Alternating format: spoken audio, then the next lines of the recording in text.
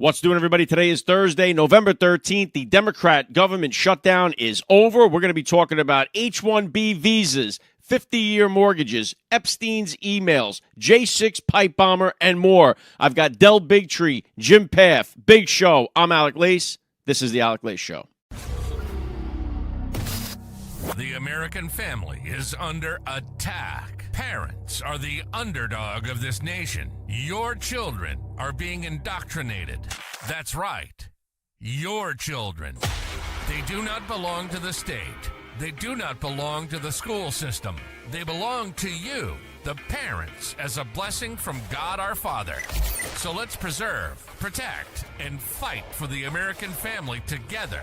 You're listening to the AlecLace Show. The future is family.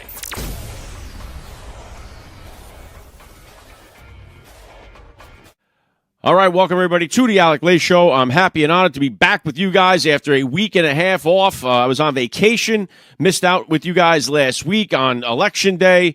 No real big surprises there that day. I guess maybe Jay Jones, the Attorney General of Virginia, was the big surprise. I didn't think that he would win based on the fact that his text messages revealed that he wanted to have conservatives and their children wiped out. I thought that he would lose as a result of that. Apparently, that did not bother the Democrats.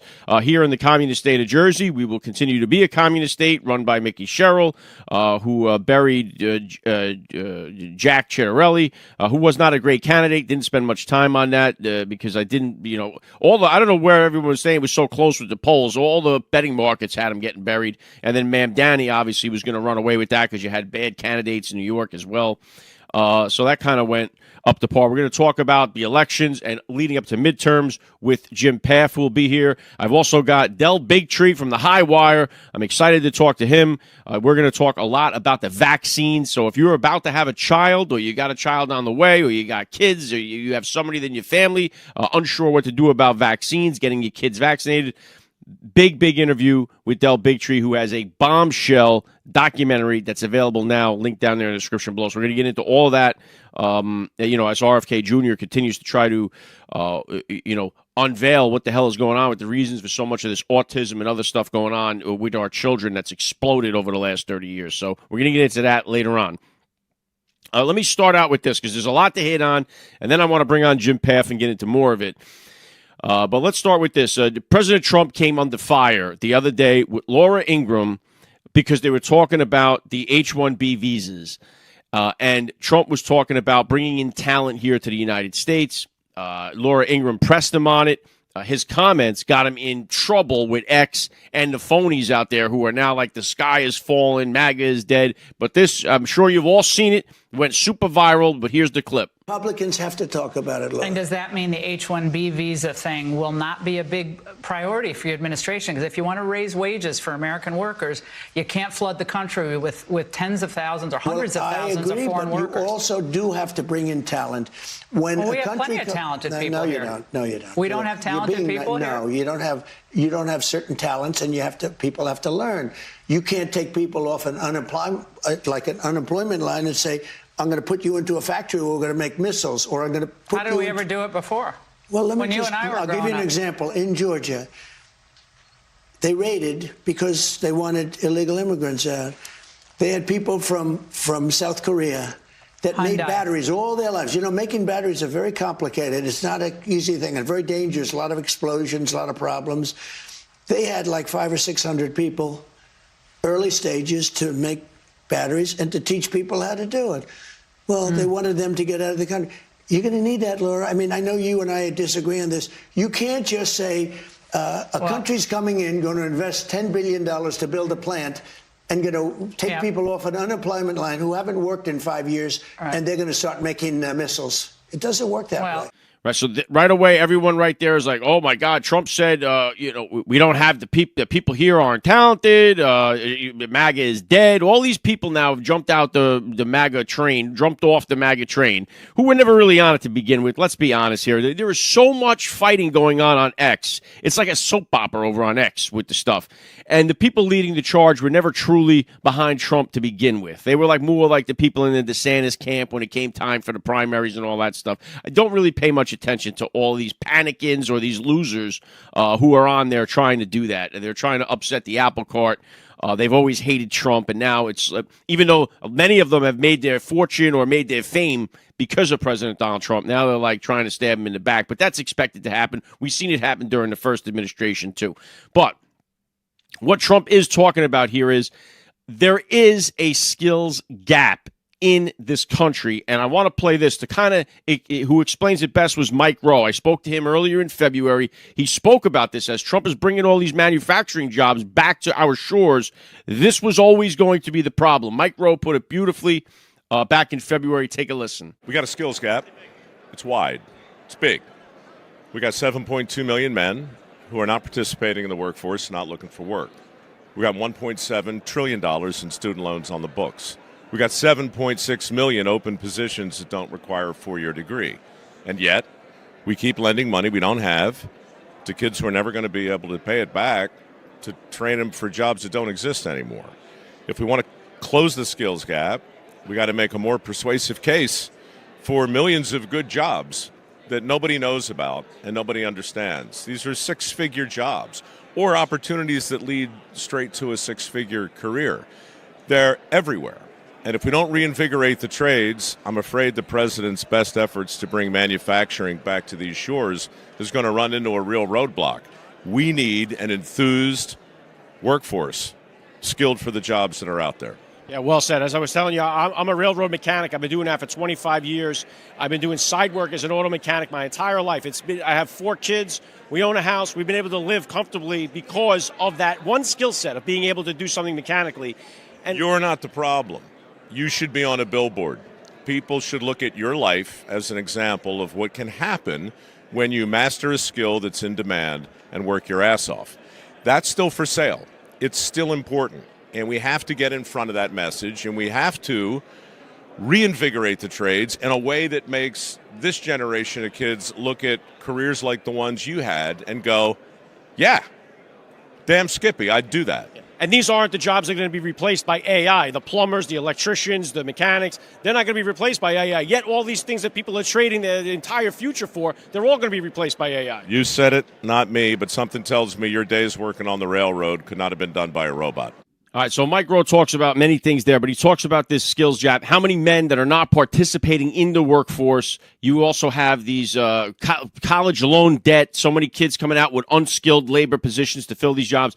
There's a major void happening here as Trump is bringing hundreds of thousands of manufacturing jobs back into the United States without people prepared and ready to go to fill those jobs. Now, those are the, I would say, basic entry-level jobs you're going to have trouble. And by the way, some of the people who are the sky is falling on X talking about, oh, Americans could fill all these positions. We don't need any foreigners. Yeah. And Trump was not saying that he agrees. If you listen to the clip, he agrees with Laura when she says the H1B visa program is full of fraud and abuse. We all know that. We don't want to see hundreds of thousands of illegal immigrants coming here and stealing jobs from America. That is not what President Donald Trump is saying in that clip, okay? Just to be sure of that.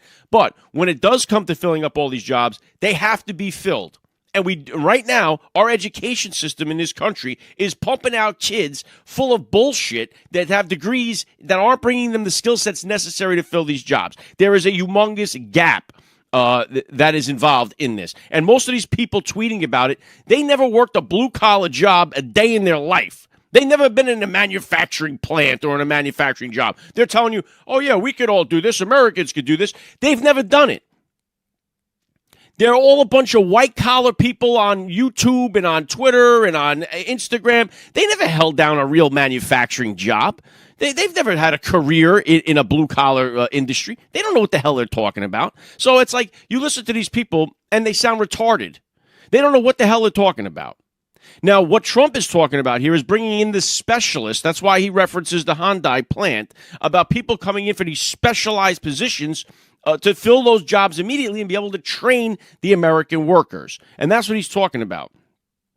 And so the H1B visa is a scam because people are just like you could look at Welfare is a scam. The food SNAP, the SNAP benefits. Now, the shutdown is over. We're going to talk about that also with Jim Pfaff in just a minute here. But part of that thing was we saw the SNAP benefit people. I don't think they've thanked Trump yet for reopening the government, but we'll see if that comes later. But it's abused. The whole system is abused. It's a good system. It's a helpful system, but it's being abused. Same thing with Section 8 housing. We'll get more into that in a minute.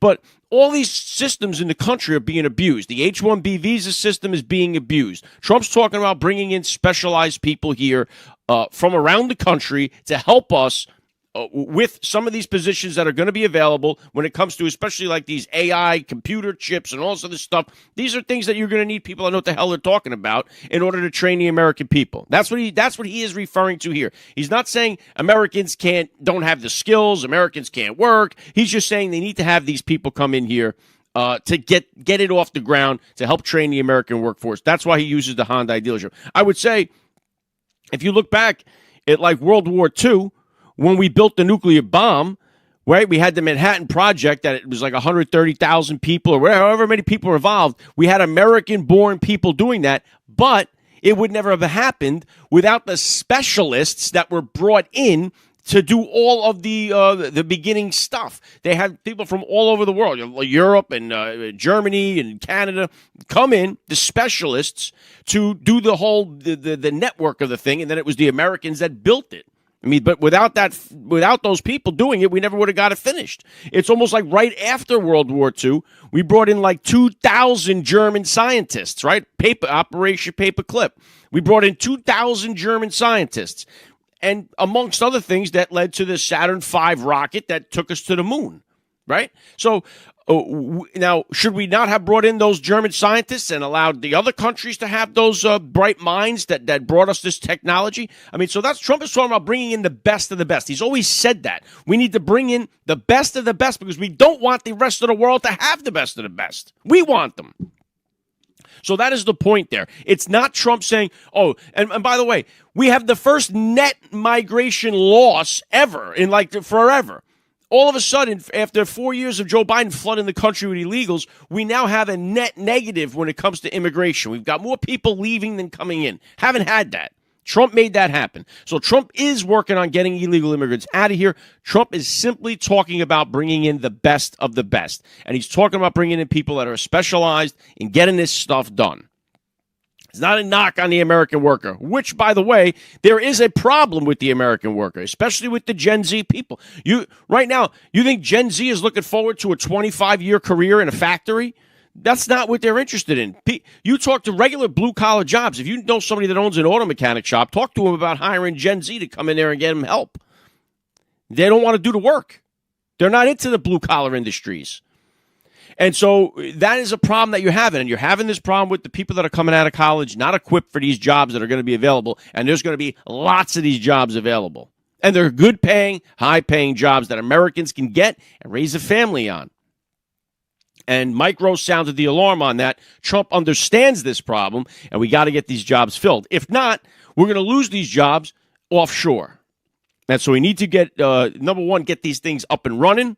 And we do need people that know what the hell they're doing when it comes to these, whatever they are, batteries, AI. I don't know anything about all that technology stuff. And kids in school ain't learning it either. So we definitely have a problem with our education system. And the H1B visa system is a scam. We know that. Trump has said it from the beginning. Caroline Levitt put out a post about the H1B visas the other day acknowledging this. She puts the article here from the Daily Wire. Trump admin promises to crack down on H-1B visa abuses. So he's on top of this. It isn't about Trump saying, oh, yeah, now we're just going to flood the country with illegals. It's nonsense that's been going on. All right, so that's my take there on the H-1B visas. And again, most of these people that are crying about all this stuff, they never spun a wrench in their life. They never installed a toilet in their life. They never done a blue-collar job in their life. They certainly never worked in a factory in their life. And they're all riled up like, yeah, we're going to do this. And they ain't doing it themselves. So don't listen to those bullshit artists. And the other thing, here we go with this other one. Trump, the administration floated out the idea of this 50-year mortgage. And again, everyone started to have a whole meltdown on X and on social media.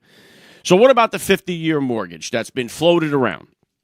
Well, obviously, it doesn't take a mathematical god or a mathematical genius to figure out that this is going to cost you a ton of more money in interest. All right, people are putting out these things like it's like a shocking thing, like, oh man, you must do your own taxes. You must be a mathematical genius. A 50-year mortgage is going to cost more interest over time. Wow, you must be one of these brilliant minds Trump's trying to bring in from other countries. You're it. You're the genius. Of course it is. The whole purpose that they're trying to do is make it easier for Americans to buy a home and be able to afford the payment. That's what they're trying to do here. Now, I know they're flirting with other ideas as well. The problem with this one, obviously, is that you're going to pay more money in interest. Your payment's going to be less, but the issue with that is going to be just like me here. Like I refinanced my home once Biden stole the election, and before he was even installed. I refinanced my home because I knew that the interest rates were going to go skyrocketing. So refinanced my home at the right time. Now, the money that I've saved since then, my property taxes have gone up between then and now. And it's covered the difference between what I was actually saving by refinancing to now. That's what would happen with this anyway. So the money that you would save month to month is going to get swallowed up because your insurance is eventually going to go up, but your property tax is going to go up as well. So that is the issue there. With the 50-year mortgage plan. I don't think you're going to see that implemented, but the whole idea is to try to get people in the homes.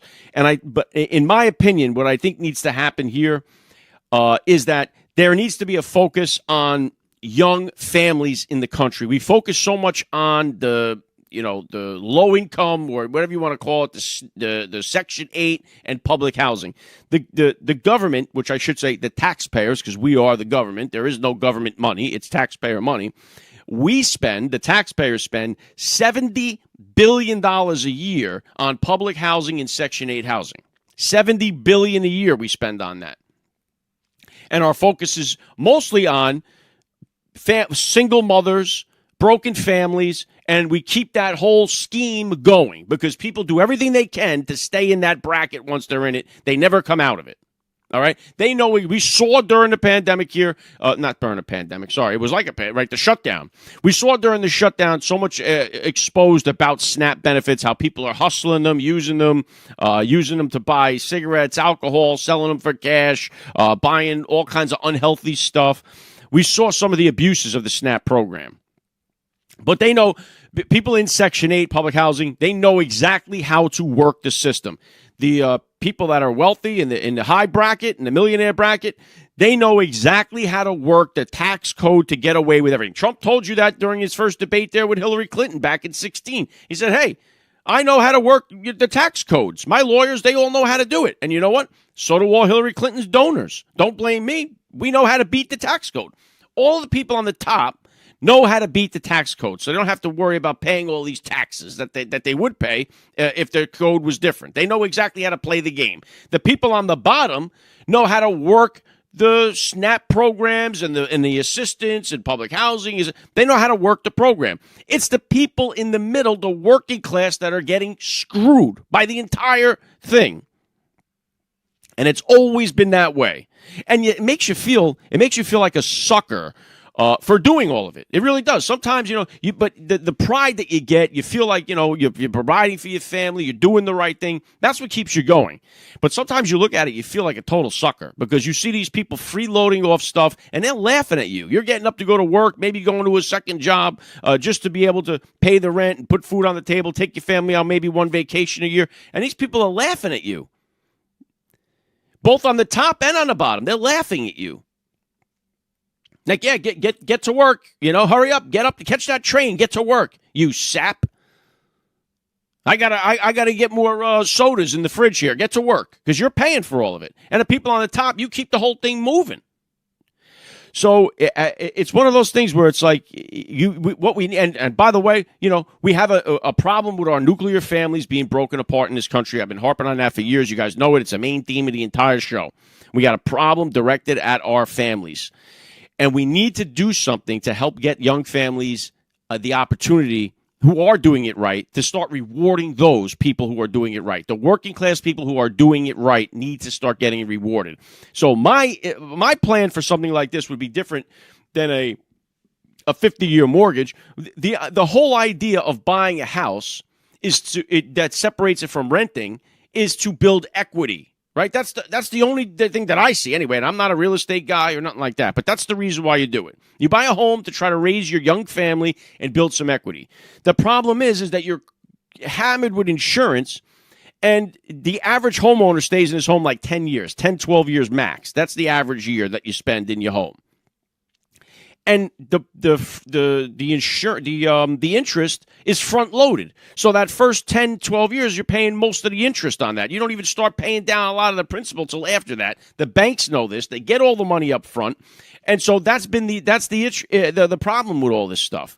So you really don't build the equity that you should. So my thing would be, just like they set up the parameters for the Section 8 people, where you can't make more than whatever it is, 35% of the median income, something like that. There's a bracket where you can't, if you go over that bracket, and they know exactly what it is, they'll never make a nickel over what that bracket is to keep the Section 8, to keep the SNAP, to keep public housing. There's a bracket there. There needs to be something like that for the middle class, for the working families that are newlywed with a child. So I would have, like, you know, you have to have a certain amount. If you're building a new neighborhood or you're building new housing, you have to have a certain amount of Section 8. I would say you have to have a certain amount of nuclear family projects in the neighborhood, whereas you can't get into it unless you are married with a child under the age of 2. You can't get in the property.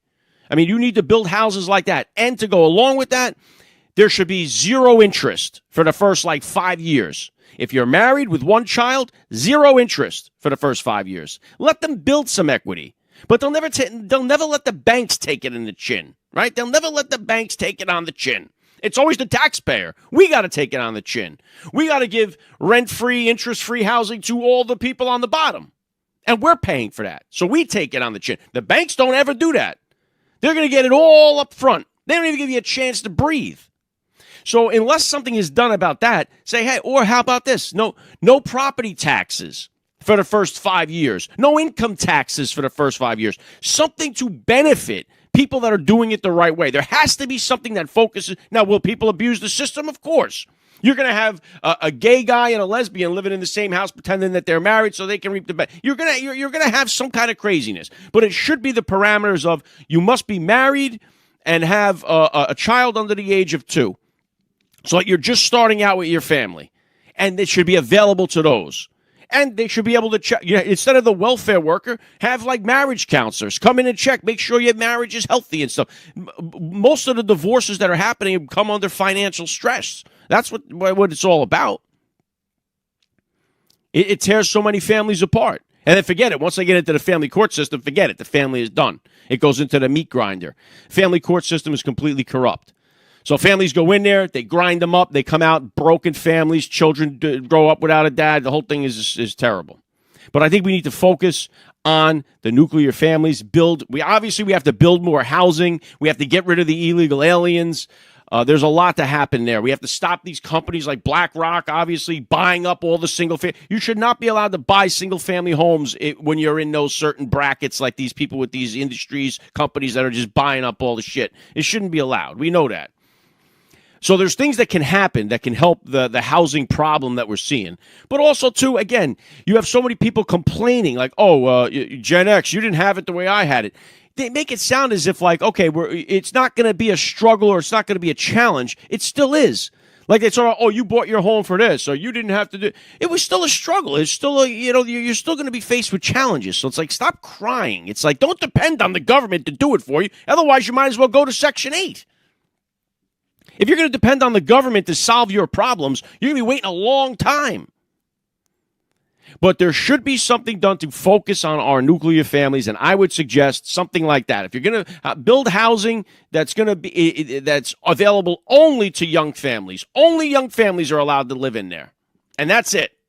And they get either interest-free for 5 years, no property taxes 5 years, no income taxes 5 years. Help the young families out. That's what needs to be the focus. Take some of the money away from the $70 billion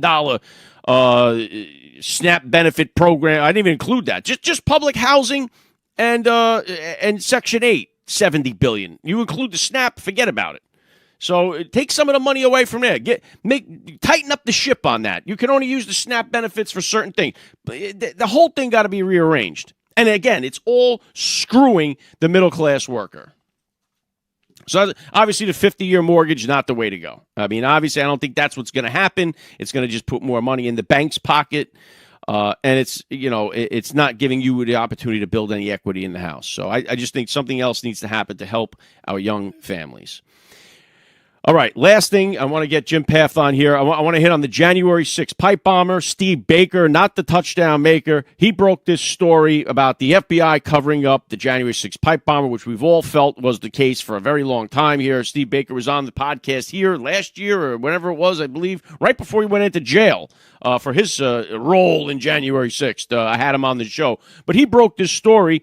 And a long story short, he points the finger at this former Capitol police officer, Shawnee Kirkhoff. She was one of the ones taking headshots at the protesters. She ended up, I guess, into the CIA somewhere along the line. Anyway, Steve Baker breaks this down, saying that the gait analysis, meaning that the way she walks matches the way that the pipe bomber walked in the surveillance video. It's a 95 to 98% or 94 to 98% match. This is the pipe bomber here. So that was the story that broke and went wild. FBI, their story is that the FBI has not arrested anybody. They are still looking for the suspect. They're still offering an award of like $500,000, something like that. Bongino put out a post actually today, somewhat in response to all of this, saying that people that have put out this stuff are wrong. So I don't know. What do you think about this January 6th pipe? I think it's obvious that it's not a MAGA person, because if it was a MAGA pipe bomber, that would have been figured out long ago. They never would have let that get away. It has to be somebody that they're covering up. We already know that January 6th, they had all these FBI agents that were in the crowd. We know we had agitators. The whole thing was a setup to stop us from revealing this steal, the steal of the 2020 elections. So we know exactly that the whole thing was a setup, a Fedsurrection, definitely set up. Will we ever get answers to that? I don't know. We are depending on the FBI to rat on themselves.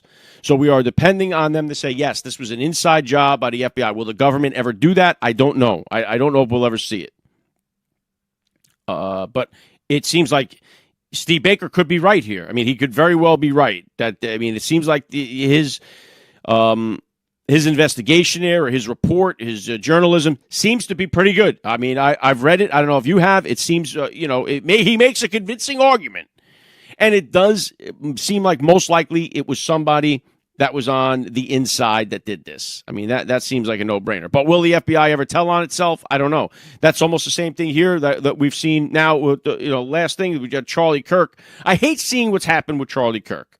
I'm sad to see what has happened since his assassination. It's gotten so bad on X with the Charlie Kirk stuff. The conspiracy theories are all over the place.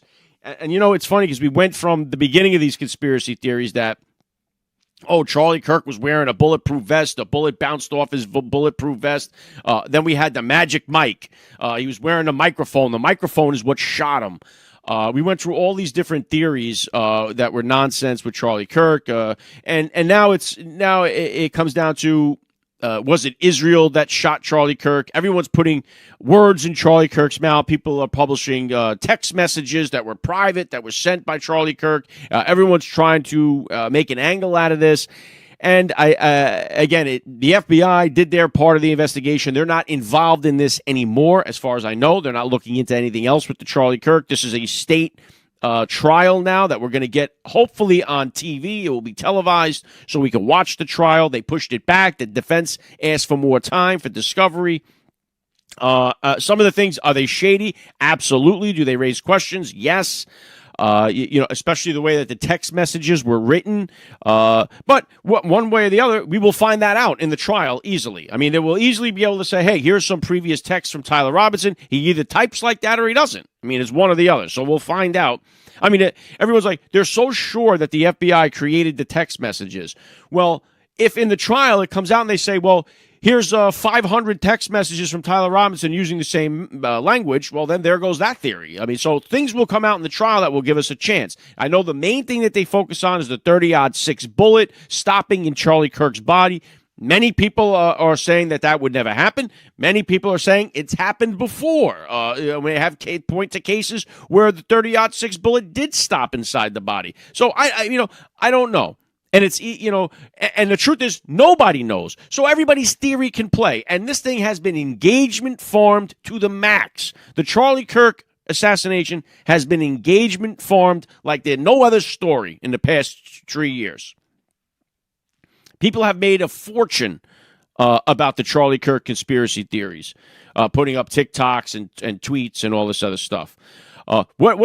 What is going on with this Lance Twiggs guy? This guy seems like a maniac. Is the FBI continuing to evade? This is the guy that was banging Tyler Robinson, right? So, I mean, what's going on there? The guy's a furry. They're into all kinds of crazy stuff. Is it possible that it was Tyler Robinson and this guy, Lance Twiggs? Did he have a bigger role in it? I don't know. More stuff will come out about the trial. I don't know about the Israel connection here. People seem to be so hell-bent on saying it was Israel that did it. I mean, I don't see it. I don't see the motive for them to do that. I don't see, I don't see it. And if it was Mossad or if it was the CIA you're never going to know. So forget it. It's like JFK was murdered 60, 70 years ago, whatever the hell it was. They just gave us another 1 million documents about the JFK. We know nothing. We know nothing about it.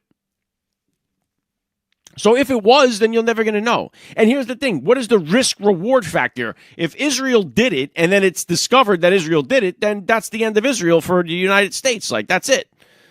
So what would be the reward for them? I don't know. What's the motive here? What is the motive? Say, Charlie Kirk was going to be against Israel now. Okay. How many other influencers do you have out there that are against influencers? I mean, I don't know. And also, on the same token, I don't like the fact that if you do say, it could be Israel, that they call you an anti-Semite. I think that's another word that's gotten... I think words, I have said this before, words that have lost all of their meaning, to me, are racist, Nazi, fascist, anti-Semite, homophobic, Islamophobic. All of these words, they've all lost complete meaning to me. So you should be able to ask questions. It's just sad to see the circus surrounding Charlie Kirk now. It should be more focused on him, who he was, his legacy, and more. All right, so now we have the government shutdown is over. Let's bring on Jim Pfaff here. We're going to talk about the government shutdown ending, the Democrats' plot with the Epstein emails, and so much more. You know him from the Conservative Caucus. He's on all the time. Right after that, I'm going to have on Del Bigtree from the High Wire. We're going to get into the vaccines. He's got an awesome documentary out, so stay tuned for that. Here we go with Jim Pfaff. Hi, I'm Emily, and I'm at the White House with my dad, and you're watching The AlecLace Show. You're listening to The AlecLace Show. The future is family. Joining me now, Jim Pfaff. Welcome back to The AlecLace Show. Good to see you, Alec. Great to have you here. The Democrat government shutdown is over. The one that gave us the sombrero memes. I mean, that was one of the real highlights of this. But it's the longest shutdown in government shutdown in history. Democrats kind of held the country hostage there for 40-something days. So what is your take on this government shutdown, and now it's over? Well, by now, the American people are like, okay, I'm just glad this is over. I don't want to hear about this anymore. And they almost aren't thinking about which party did what and who did that and all that sort of thing. So keep that in mind. Republicans need to, because it really was a Democrat shutdown. And I think they've done a pretty good job. Certainly Trump has, but the Republicans in Congress have done a pretty good job of showing that this really was a Democrat thing. And to the point where the deal for Democrats was really, really bad. Like, they got nothing hardly out of this. So they need to capitalize. Republicans need to capitalize on this now, as Donald Trump apparently is intending to do, to quickly turn this into a discussion of what Trump's policies are doing here in the country. So if they can get that together, if they will actually take some effort in their upcoming legislative days to really pass some key legislation. By the way, one of the great things to do after this debate would be to pass Andy Biggs's repeal of Obamacare. It literally goes all the way through and takes everything out that Obamacare put into the law and goes back to where we were on the last day before that law became before it came law. And listen, that was not a perfect setup back then. It's just we know how far superior it was to what we're dealing with now. So but that's one thing. There are other things they could do too, but they need to be aggressive about the economy and getting people back to a place where they feel like that they can live their lives again. It is the problem. And yeah, the Obamacare is, I would love to see that thing go. All it did was basically double the premiums for 120 million to give 30 million people free health care is all it really did. And it was terrible for most of us, all of us, just about anyone that's not getting the freebie. But yeah, the government shutdown, I think you're right. I think it was the most boring story so far of Trump's second term. I'm glad that it's over. But the GOP, the House Republicans, got to get something done. We haven't codified any of Trump's stuff. They need to start playing to win, because we're setting up right now for what looks like in the House a burial during the midterms. I mean, if you look at Polymarket right now, Polymarket has the Democrats 70% to take the House right now. We still look good in the Senate, but the House is very, very questionable. So how much of an impact is this shutdown? Do you think people even remember it a year from now as they get ready to go to the polls? How does this play into the midterms? Well, I'm just going to say, based on what you just said, I don't think anyone's going to remember it. Yeah. They never do remember the shutdowns. Listen, I've had arguments with Republicans over the 2013 shutdown, where establishment Republicans were saying, oh, man, that was a disaster for us. No, we gained 8 seats in 2014 after that. So the reality is that the shutdown itself is typically forgotten. What people are going to be thinking about, and they're only going to be making a decision on what they think about in October of next year. Really, most Americans are not sitting around handicapping this all the time like we are. Yeah. But Republicans have this fantastic skill of grabbing defeat out of the jaws of victory. And notwithstanding what Polymarket says, the reason Polymarket is where it's at is because people who are betting into that system are saying that Republicans' messaging right now is not resonating hard because of what you said, most boring story of Trump's presidency. So now they need to shift gears, and that can quickly change. So Donald Trump says he's going to go on the road and talk about how prices are better. He's got an argument when it comes to gas prices. And actually, I don't think a lot of Americans understand how good that situation is. But again, he needs to keep pressing the reductions in regulation. They're doing that, but he needs to talk about what's happened and why that's important. Tell the story. If they can just tell the story, and if Republicans can be smart enough to tell that story as well, then they can win and hold the House, maybe gain a few seats. And he's up against it. You can see what's going on X. I know you see it. Everybody sees it. You got so many people with MAGA is dead. Trump's over. They're going crazy on X. Yeah. And the problem, as you said, the economy's got to get better. Now, we know the gas prices have come down. Egg prices have come down. Grocery prices maybe fluctuating 1% or something like that, down or up, but it's not enough for people to actually see a real difference. And if they don't see that real difference, it's going to hurt Trump when it comes to the midterm. So that's got to be the key. Well, and if I don't know that I'm fully on board with getting rid of the filibuster, although I think it's an intriguing argument, and I'm not going to spend a lot of time on it yet. But I will say this: if they do get rid of the filibuster, and you alluded to this a moment ago, they need to codify every executive order that he has signed. They need to go in and cut taxes even further for average Americans. They need to cut the budget. I really believe it would be a fantastic help in 2026 if somehow Donald Trump and Elon Musk can get back on board and talk about Doge and to do more of Doge. Now, Doge is happening, so whatever is happening there right now, the story needs to be told. And Elon talked about this on the Joe Rogan podcast a couple weeks ago when he was talking about what they found in the fraud of Social Security numbers, not just in the Social Security system, but how that connected to other things. We just got an announcement from Secretary Rollins of USDA talking about all of the SNAP fraud that they identified. These stories need to be told, But you have to make people know that it's helping them, and you have to have real policy come through. So if they were to codify these EOs, it would actually go even further than anything Donald Trump could do, because now these leftist bureaucrats have a law in front of them, not some, well, this president said this, so I'm just going to ignore it. It just feels like, man, Jim, you don't have the confidence that the GOP is going to do this. It's like right now is the time, like you said, it's just to strike right now. Let's go. And we say we don't want to just knock out the filibuster. We want to play nice. We don't want that. You have the feeling that the Democrats aren't going to care at all. If they get back in control of power, they're going to go all in. You have that feel. They're not going to worry about what the Republicans think about it. They're going to play to win like they almost always do. And now would be the time to do it. And if we don't do it, Democrats get the House, it's going to be another impeachment for Trump that's guaranteed. On day one, they'll impeach Trump again, and we're going to see the same thing. So they have to fight, as dirty and as hard as possible right now. And it just, you really don't have the faith. There's too many people in there, I think, that still hate Trump. There's too many anti-Trumpers still in there. Yeah, I mean, politics is war by other means, right? We don't kill people in politics. Actually, I think the Democrats would like to maybe kill a few people or at least commit violence on them. And we've seen that. But politics is war by other means. You have to take prisoners. You have to politically destroy your enemies, right? You don't physically destroy them. You politically destroy them.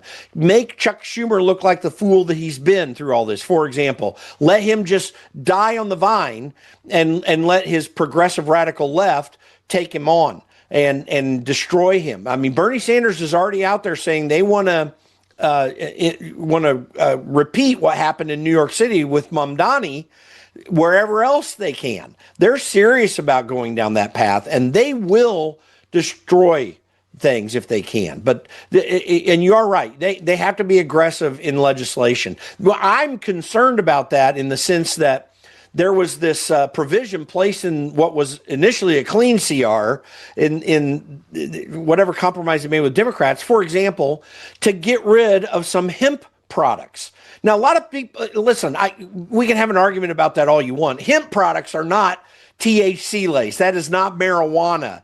That is a cousin to marijuana that doesn't have that in it. And what was the purpose of that? Why was that such a big deal? Like, if you're going to be focusing on stuff like that, then what other stupid things are you going to be focusing on? Republicans have got to get their act together, ignore all these side issues, slash government, slash taxes, get rid of Obamacare, and just say, we're going back to the America that we know. You have to be aggressive about that. You need to tell Democrats to freaking pound sand. We got nothing to do with you, and we don't care about your freaking priorities. We're going to push American priorities. And also, don't go in pushing that, find some special corporate interest thing that you're going to pop into some bill or make your bill. No, get rid of corporatism. That would absolutely resonate with the American people. For example, you have Elon Musk saying, I don't have to have all the EV tax credits. Tesla's doing just fine. I mean, that's one great area to do that. We've done some related to that, and Trump did in his EOs. Codify that, but get rid of all the special corporate interest stuff that's happening with the banking interests and Wall Street, and just say, listen, you guys are going to have to play fair with everyone else. Small competitors should be able to come in to disrupt your business unless you can keep it going. That resonates with the American people because they're tired of people getting special deals that they have no access to. That message needs to be out there too, not just what it costs for me to live day by day in inflation, but also that those who get special benefits don't get them anymore. If Republicans will do that, man, they're going to have everyone coming on their side in November. Yeah, and that's exactly why Trump was voted for in this election, was to do all of these things. And it's just the confidence that you have in so many of these Republican congressmen isn't much. It's not much of a sniff. But I think the Democrats did do a good job of stealing the thunder of the shutdown with this Epstein email leak, because that seemed to draw more interest and more attention than the actual shutdown did. And it's more this, the timing of that was perfect for them. I mean, they did it on purpose. It's a nothing burger because the emails in itself, the person that's retracted is Virginia Giuffre. I'm not sure how to say her last name. I always botch it up. Giuffre, who just recently passed away. Suicide is what they say. But she herself testified that Trump never did anything wrong. But the emails, they do the damage because they put that cast of doubt on President Donald Trump. Oh, look, we have this new information about Trump with Epstein, and it totally took the wind out of the sails of anything going on with the shutdown. Well, and it was meant to obfuscate what the reality is. Donald Trump is not a Jeffrey Epstein guy. I mean, let's just be honest about it. I'm not going to say that he had the perfect moral character throughout all his life. He was a playboy. I mean, in his young years, granted. But seriously, it doesn't go to this level. And I think everything proves just the opposite of that with him, and especially what he does in his political life now. But let's just be very clear here. The Epstein files are important as far as they go. And transparency is a good thing. I'm not going to say that, we just need to shut it out and ignore it. But I will. Here's what is my problem. Is people think that revealing the Epstein files is going to destroy the deep state. And I just don't believe that at all. What's going to destroy the deep state is when you've got John Brennan, James Comey, Clapper, all these guys in handcuffs and with convictions going to prison. And they're surrogates at a lower level. That is the effort that's going to destroy the deep state, if anything can. Now, there would be some ancillary destruction of the deep state with the Epstein files out. But if you think that that's going to cure all ills, you just don't even know what's going on. And a lot of that information's out there right now anyway. So, yeah, I mean, I'm all for transparency, but it's such a freaking distraction because the real problem is with the people that would never align with Jeffrey Epstein. I'm guessing you're not going to find James Comey or John Brennan or James Clapper or maybe Barack Obama. I don't know. But those guys you're not going to find in the Epstein files. So how do we get to them? We get to them with what we're doing right now, with what Pam Bondi and Kash Patel are doing. And that is going to do more to protect us than anything else. So it's a distraction. These specific things that came out against Trump right now, they're not real. They're not substantive. And in fact, when you dig and look at them closely, you realize that it actually proves his innocent, much less make him look worse. Right, and that's what Caroline Levitt was saying yesterday. The emails confirm what Trump has always said, and he's the one that kicked Jeffrey Epstein out of Mar-a-Lago. But obviously, if the Democrats had the smoking gun on Trump and the Epstein files for the last 10 years, even when they had the power, instead they impeach him twice, they arrest him, they invade his home, they gag him, they try to take him off the ballot. They do all this stuff instead of just saying, oh, look, we could just have this, and that's the end of the whole story. Trump's gone forever. So obviously, there'll be a few chapters in there, I think, on Bill Clinton for sure. But I think it was handled terribly from the beginning. The Epstein files, no question about that. With the Trump administration, they needed to rebound from that, and it's caused the problem. They could have did a lot better handling of that from the beginning. Yes, I agree with that. And listen, it is issues like this that do need to be handled properly, in the sense that Trump has apparently, according to polls, had some slippage in Gen Z support. Well, why might that be? I don't think it's because they hate him per se. I think that they want the things that they care about done. And it's not just economic issues. They do want government to get back in its proper order. They're frustrated with that. They did want Doge. And actually, I think if you were to put it into a word, they want destruction.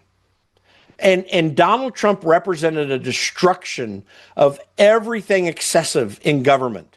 And they want that to continue. That's why I'm out saying I think the Doge thing needs to get resurrected as a talking point. And again, it would be great for Elon, even though I don't think Elon's going to come back and run it. And they're reasons he can't in terms of employment with the government. But he can come in and help lead that too if they can ever sink and lock arms. And Elon wants these changes. I think he's got to lock arms again, and he would get a lot of what he wants. He's already figured out the third party thing is just not going to work. Right. So go after what was already working and re-emphasize it and show what's been done since. This is a powerful message because Americans, they may not care how much you actually cut government. They just want to know you're destroying the bull crap that's there. And you got to focus on that. It's a big part of this whole story. And there was so much momentum with that in the beginning of Trump with Elon. Hey, we're going to uncover all this fraud, waste, and abuse. And it just died right there. With Elon, the fallout, the whole bit. We do have to get back on track with the Doge. And again, we last thing to get you out of here.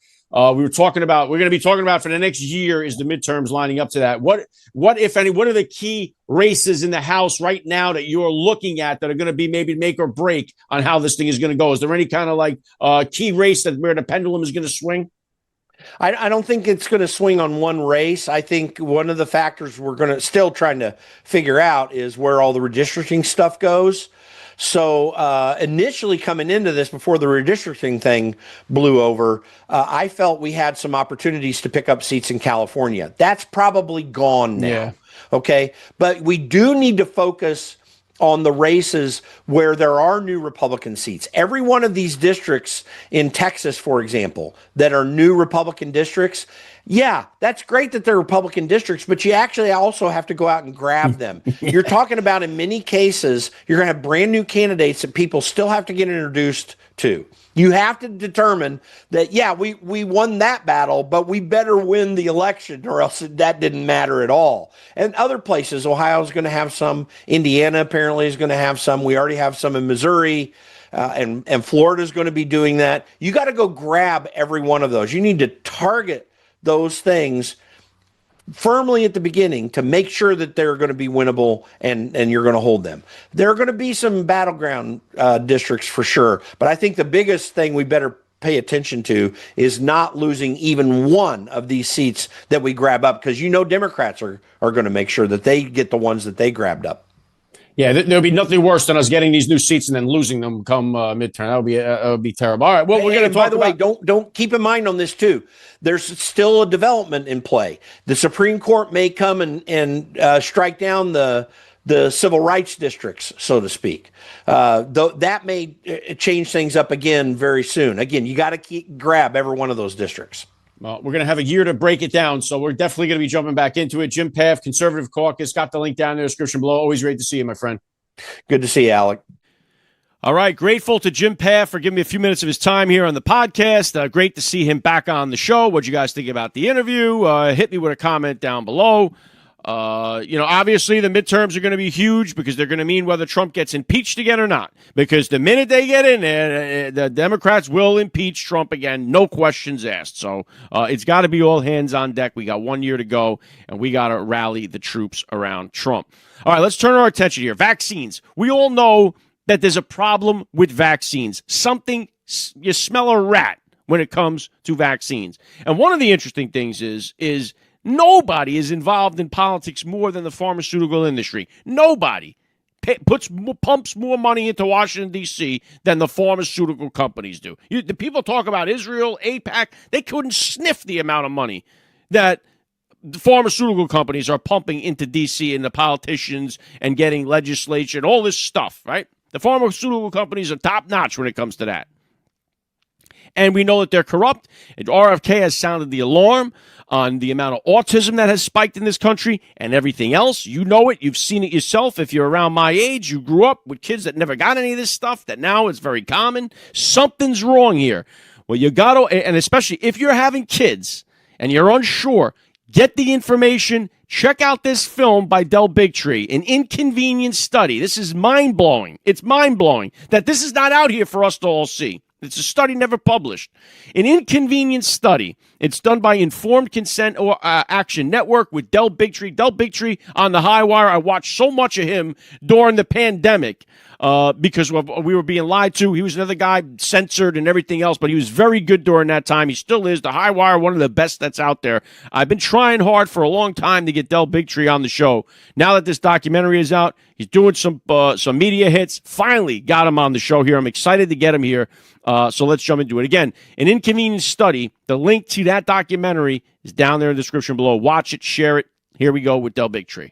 You're listening to the Alec Lace Show. The future is family. All right, let's do it. Joining me now, Del Bigtree. Welcome to the Alec Lace Show. It's really great to be here, Alec. I'm looking forward to this. Well, I've been looking forward to talking to you for quite a long time. During the pandemic, I enjoyed watching the High Wire, and just like everybody else, when I had Dr. Malone on the show or Peter McCullough on the show, videos got banned, channel got suspended, went through the whole bit, and now as more of the stuff seems to come out, the left seems to have amnesia about how crazy they were during the whole thing. But now we find out more stuff about vaccines and the damage they're doing. You got the film here with Informed Consent Action Network, An Inconvenient Study. So tell me about the film. Tell my listeners about the film. Absolutely. An Inconvenient Study is actually about a study that was done by Henry Ford Health, which is one of the biggest, most prolific research institutions in the world. Back in 2016, when I first dove into this conversation of vaccine safety, I made a film called Vaxxed, which sort of swept the world, was a very controversial movie. I made it after being a producer on the CBS talk show, The Doctors, for about 6 years, where I won an Emmy Award. Anyway, I was traveling the country with that film, which is about the MMR vaccine and does it cause autism. As we were traveling through Michigan, I got a call from someone up in Michigan that said, I know the head of infectious disease at Henry Ford Health.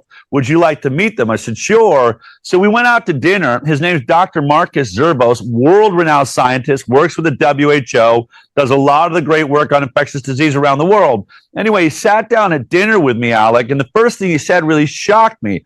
He said, I've watched your film. It's very compelling, but I'm pro-vaccine, he told me, made that clear right up front. He says, but you've been saying something as you're traveling the country. I see these little YouTube videos about you that I find troubling. You keep saying that they've never done the proper science to say that vaccines are safe, specifically the childhood vaccine program. And he said, so I sit on the biggest databases in the world, and I decided to look into that.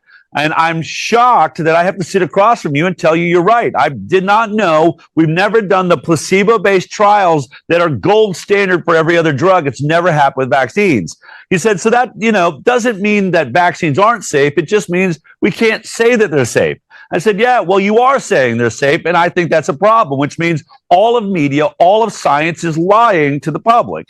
And so I said, but look, let's have a good conversation. And he said, I don't know what I can really do for you, Del. Obviously, we see this different ways. And I said, well, look since there's a huge debate on whether vaccines are safe or not, or if a lot of these autoimmune disease and chronic illnesses that are skyrocketing in America are being caused by vaccines, why don't we put an end to this conversation by doing a study that compares vaccinated children with completely unvaccinated children? Just an outcome. Who has more cancer? Who has more diabetes? Who has more ADHD? Who has more autism? And just let the science speak for itself. He said to me, it's a good idea. I'll do that study.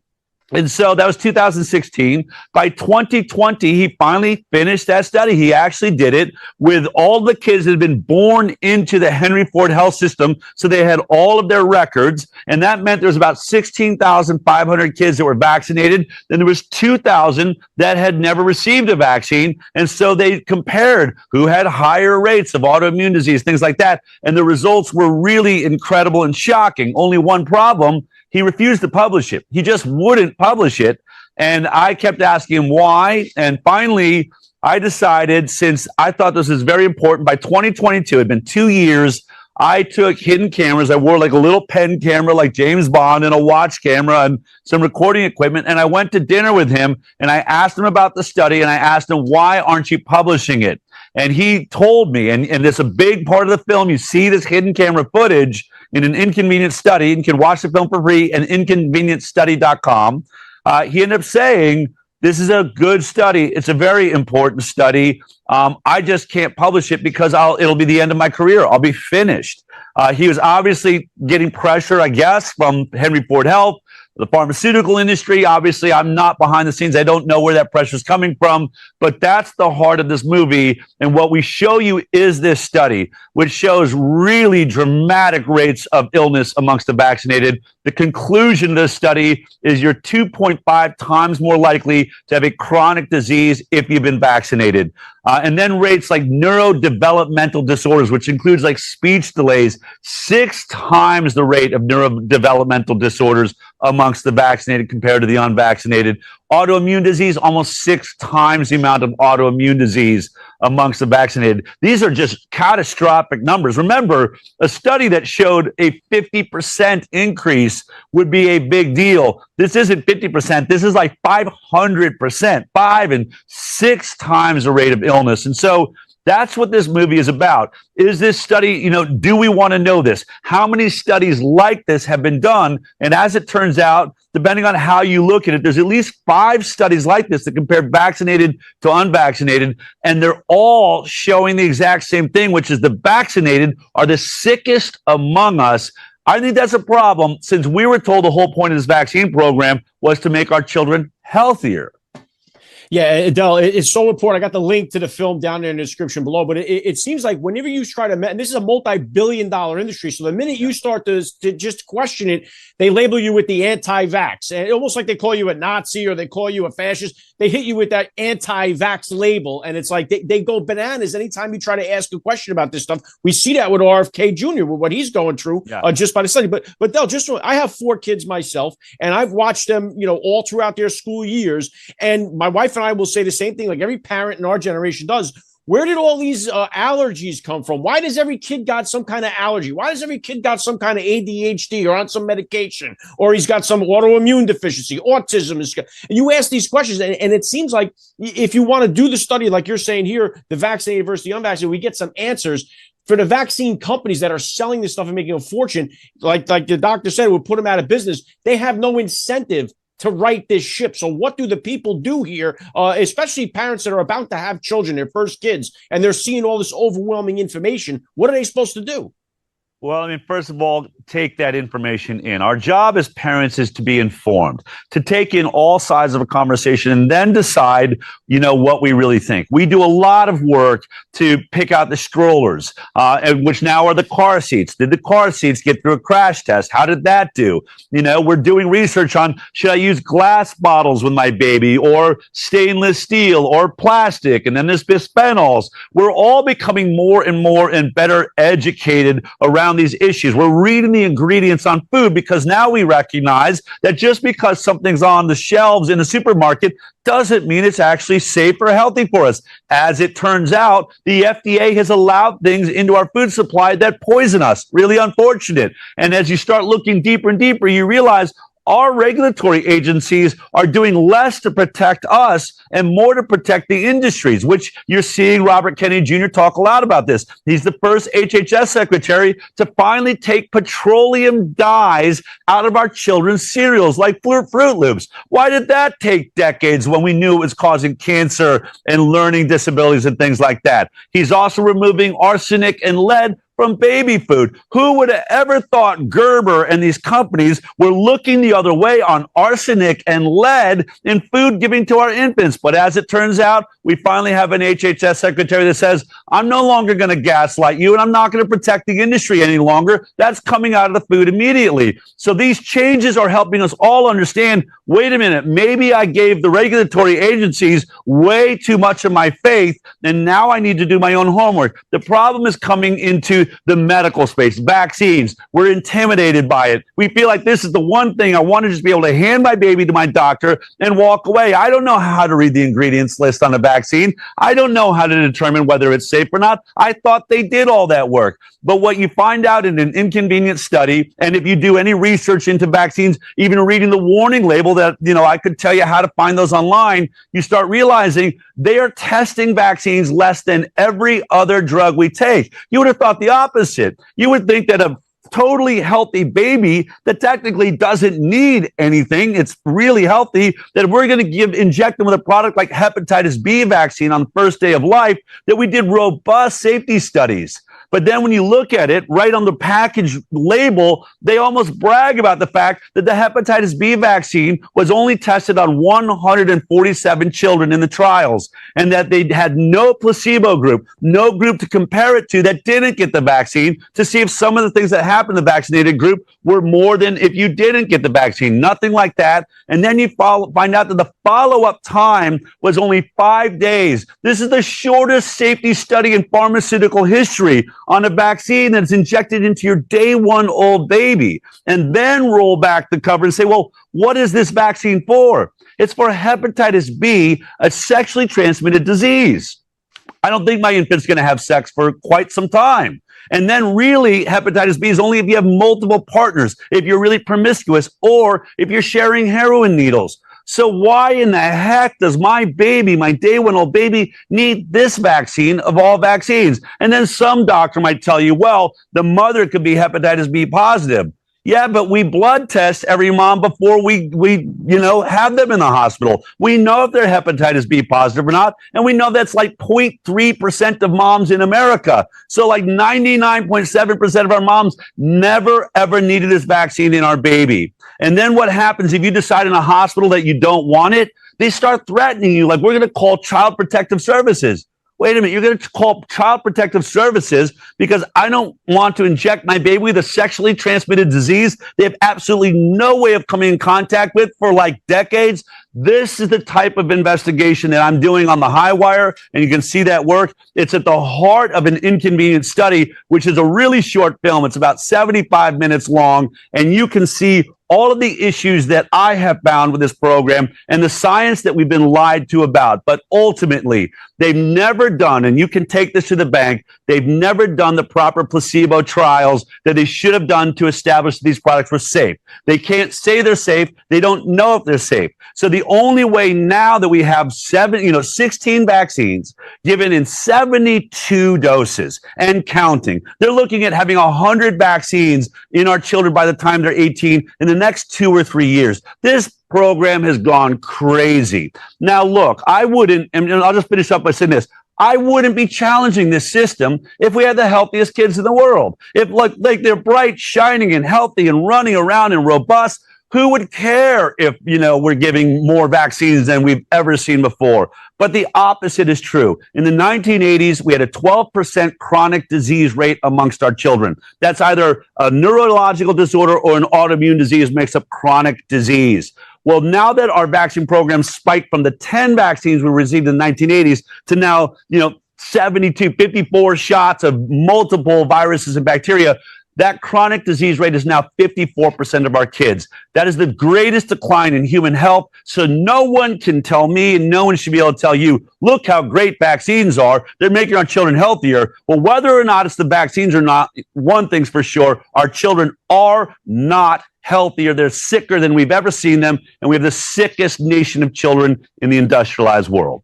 It almost reminds me, too, Del, of like how the education system, like we talk about the Department of Education, hasn't made our children any brighter. Our children are not smarter today than they were when that came into sex. They're dumber today than they were when we started it. And the problem with the vaccines for the parents, Del, is that they got you at your most vulnerable position. It reminds me of like an undertaker when you lose a parent. They come in, you're so vulnerable, they'll sell you everything. You need to have this, you need to have that. You're going to buy it because you're like, yeah, this is what I got to do for my loved one. And when you're a parent, you're in that same position. You want to do the right thing for your child. You're afraid of not doing something, especially when a doctor is telling you, hey, this is what you have to do. Don't listen to these conspiracy theorists. This, I'm telling you, is what we're going to do because they're selling you the product. So parents are in such a pickle when it comes to this because they want to be, especially first time out of the gate, they don't want to, they're afraid that they're going to read some study. Oh, am I doing the right thing for my kid? And these people are in a position to just pound this right into them and they're almost defenseless against it. Well, it's why I would say if you are considering having a child, just like these days, we know we're in a toxic environment. Many mothers are detoxing now, trying to get all those chemicals and heavy metals out of their bodies from the pollution and the food, cleaning up their diet, doing all those things. As a part of that process, you really need to start looking into the vaccine program. This film, An Inconvenient Study, is free to you right now. To me, it's the first step. It's easy to take. Sit down with your husband or your wife and say, let's take a look at this. If you're a parent, your kids are are looking at having kids, sit them down. Let's have a conversation about this. Let's begin this conversation so we're not in that fight or flight terror mode where we have this brand new baby.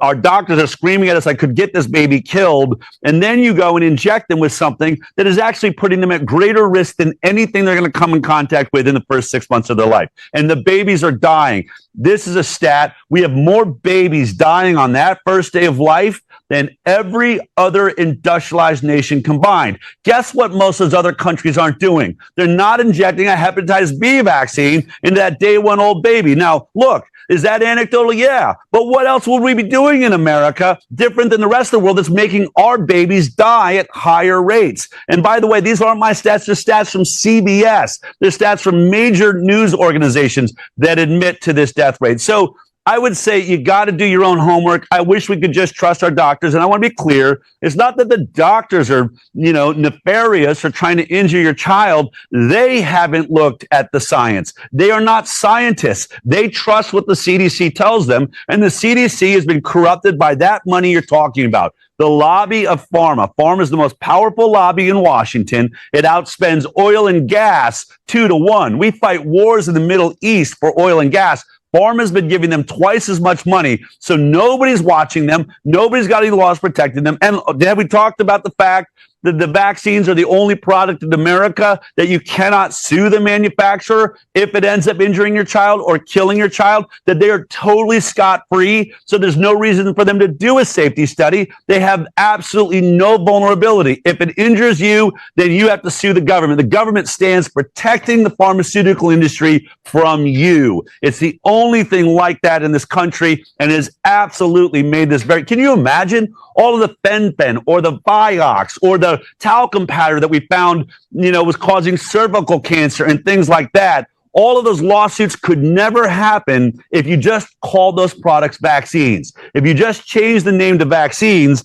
suddenly the same industry that lies to us all the time pays out billions of dollars in lawsuits for what? For having lied about safety. This is an industry that lies about safety all the time, and the products we're giving our kids are protecting them and not our kids. Yeah, it's almost like a mafia guy that's going to testify against the mob. They promise we're going to put you in the witness protection program. They can't whack you, so tell us the good. So they feel that immunity as like these. It reminds me almost like big tobacco went through, but they didn't have nowhere near the pocketbook that the pharmaceutical, and it took forever to break that dam down and to get them to actually go through with some of this stuff. But let me ask you this, because I don't know if again, I have the inconvenience study, the link to the film down in the description below. I know Dr. McCullough was saying at least trying to space out your vaccines, where they'll give the baby like a bunch of these vaccines in the first 2 days of life, spacing them out. Is there a part of the study involved that we've done extensive work to see if that makes any difference at all? No, this study is very, very simple. This is a study looking for, is there a signal at all? It didn't get into which vaccines the children got or how far apart they were. It just said, if you got one vaccine or more, you're in the vaccinated group. If you got 0 vaccines, you're in the unvaccinated group. And then what are the health outcomes? And what they found is they have a graph in this study that is really very shocking. I'm going to remind everyone, this is an unpublished study. Senator Ron Johnson put it on the Senate website, which made it available to the world so that we could tell this story. But what it showed in this study, that if you got one vaccine or more, the chance of you having a chronic disease by 10 years old, 57% of those children would have a chronic disease, whereas only 17% of the unvaccinated would have chronic disease at 10 years old. Those are gigantic, catastrophic numbers. And remember, if you're trying to do what's right for your children, and if it turns out that this study is right, then the odds of your child have a permanent chronic disease they'll deal with the rest of their life is literally a coin toss. It's even worse. It's worse than a 50% chance they're going to have debilitating asthma, speech delays, neurodevelopmental disorders, all sorts of issues like that we see skyrocketing. But the unvaccinated kids, 17%, way down at the bottom there. And so these are the things we've got to look at. And I would say if this was the only study like it, then maybe you take it with a grain of salt. You say, I hope they do more studies. But this is the 5th study that has looked at this. And what I say in the film is true.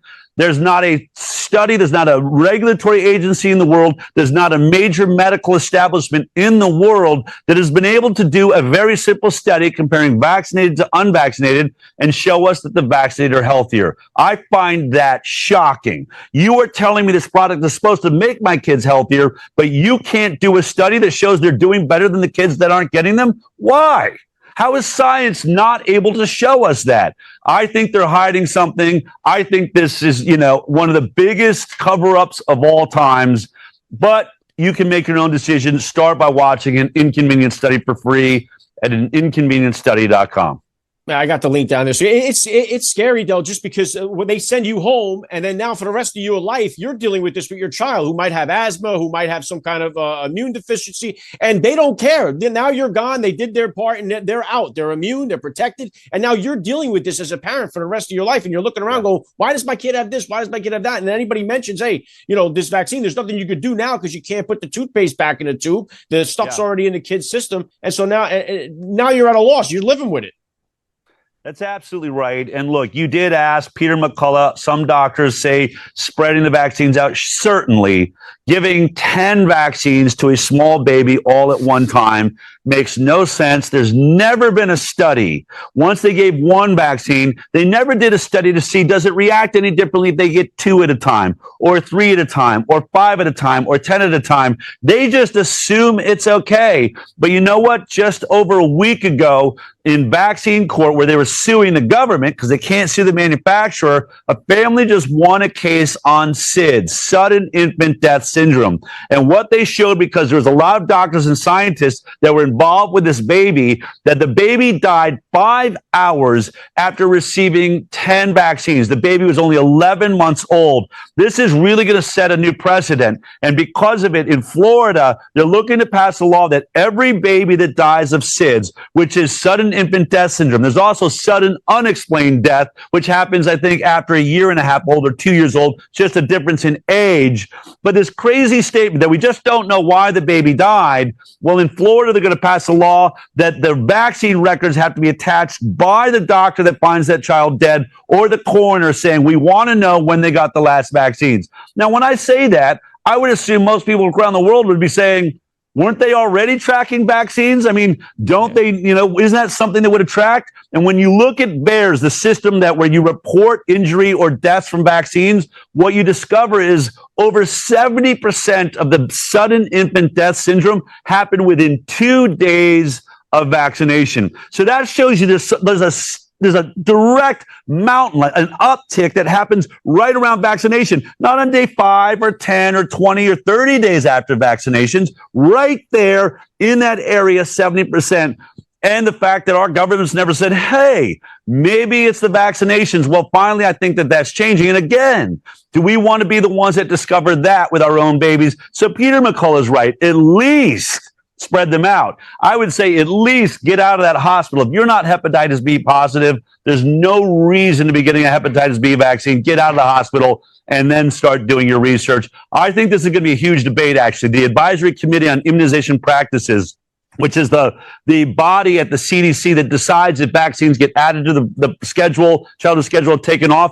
They're in a very robust debate right now about hepatitis B because Robert Kennedy Jr. has demanded this investigation. Why are we giving a sexually transmitted disease to our day one old babies? They're asking that question. It's the right question to ask. We should all be tuning in, and I hope they do the right thing. I think they should move that into this category of shared decision-making, which is you decide. Talk to your doctor. If you're hepatitis B positive, by all means, that might be a good idea. But if you're not, how does this make any sense? I think we got to have choice on these issues.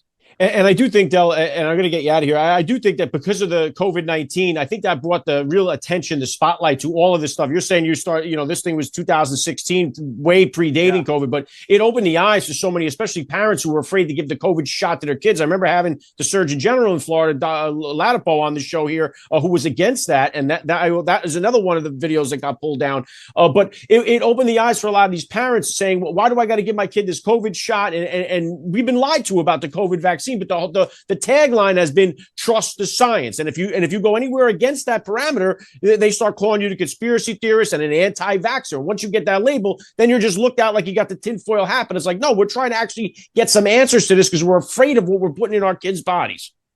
It's absolutely right. And that is one of the reasons I think this film it's gone viral worldwide. Tens of millions of people have watched an inconvenient study. There's debates. I saw a debate happening about this study in the parliament, in the Senate hearings in Australia. On the other side of the world, they're asking about this Henry Ford study with their health departments. Scientists around the world are now saying, wait a minute, Houston, it looks like we may have a real problem. We very well may be making our children sicker. Obviously, bigger, more robust studies. I hope this inspires people to demand better science. But you're right. COVID showed us something. What it showed us is that our doctors will tell us unequivocally, this product is good for you. It's going to stop you from catching the disease and it's going to stop you from spreading it. None of which ended up being true. People that got that vaccine know that they've been sick with COVID 5, 6, 7 times. It didn't give them lifelong immunity. In fact, I think we're on booster number 10 and we're just a couple of years out. Are you telling me that this product I'm supposed to take 3 or 4 times a year? And then we start seeing the side effects. It is now known. It is well known. And by the way, it was known before anyone in America ever got this vaccine. The trials in Israel showed us that the young men were getting swollen hearts, pericarditis, myocarditis, and having heart attacks because of it. So now the FDA has admitted that. We now know that that's a known side effect that could have been avoided. And by the way, that same age group had no risk with COVID whatsoever. Their death rate, if they got infected, was like 0.0002%, a zero in any math class in the world. So now we have to ask ourselves, why did our doctors get it wrong? Why were they telling me I should wear a mask? But now we find out there's no studies anywhere in the world that shows that masks can stop a particle as small as the coronavirus. Why do they tell me social distancing, keeping my distance, wouldn't allow me in the hospital, to visit my loved ones, my grandmother when she was dying, or my mother or father? We weren't even allowed in because we had to keep this distance, only to find out that Tony Fauci literally made it up. That's what he said to Congress, that this was not scientific. It just kind of came from nowhere. So if they're admitting now that they will, stake their entire purpose and careers around things they just made up, then maybe we shouldn't take them so seriously any longer. Well, this is incredible work, and I think every parent in America or about to be parent definitely needs to see this, an inconvenient study. I got the link down there in the description below. Last thing, though, how do we regain the trust in our medical industry? What is it going to take? Because so many people right now don't trust what they're being told. How do we regain the trust in our medical industry? Well, look, I think like anything else, anytime there's a wrong that is done against you, whether it's accidental or on purpose, there's this thing that we call an apology. We need to hear an apology from mainstream science and medicine. If your doctor told you this thing would stop transmission and that it was safe and you took it and now you know that's not true, ask yourself, have they apologized for getting it wrong? Has Rachel Maddow and all the, Wolf Blitzer and all of these people that we watch on television, have they ever apologized for telling me to be locked in my home, only to find out that it did more harm than good? We had skyrocketing rates of child abuse, skyrocketing rates of drug abuse and alcoholism and suicides because we shut down our country. We destroyed our children.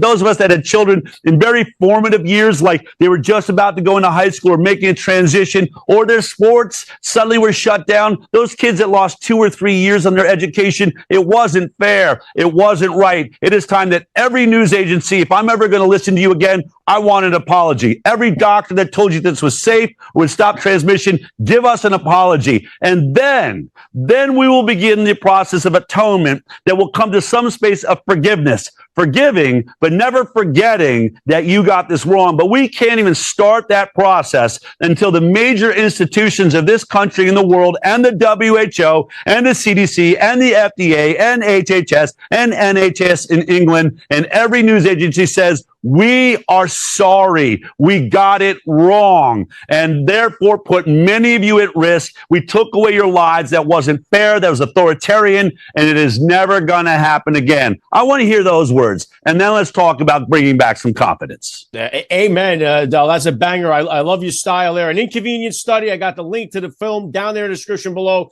Watch it, share it, and I'd love to have you back on the show down the line. Del Bigtree, thanks for giving me your time on the AlecLace Show.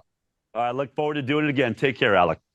All right. Honored to have Del Bigtree on the podcast. Make sure you check out this documentary. Send it to anybody in your family about to have kids or has just had kids that are concerned about the vaccines, that want to get more information. An inconvenient study. The link is down there in the description below. Something is wrong with all of this stuff, man. And we all know it. You know it as well as I. You didn't have peanut allergy tables in your classroom as a kid. You didn't have lactose kids allergic to milk and cheese and all this other stuff. You didn't have all this stuff. And it was around my age going through school where they started with that HD stuff to say, oh, putting kids on Ritalin and getting them on addicted to, whatever the hell they were trying to put them on. That started at the tail end that I can recall. But none of this other stuff it existed. So anyway, go check out the documentary. That was a lot to get into. And it's tiring. And Del Bigtree is 100% right. We should get an apology. I feel the same way, man. Where is the apology? Especially from these people in your life that crucified you. Hey, I'm sorry. Got it wrong. You were right. Frustrating. All right, so we ran pretty long there. Covered quite a bit. I'll be back here on Tuesday on Rumble. We'll get into some more shenanigans. Again, glad to be back. Had the week off. Glad you would join me again. Honored for Del Bigtree and Jim Pfaff to join me on the show. And that's what I got for you guys here. All right. So God bless you, parents and you listeners out there. God bless our police, our first responders. God bless our military and our veterans. God bless America. And I'll be back here next week, Tuesday, 1 p.m. Eastern Standard Time, live on Rumble. You're listening to the Alec Lace Show.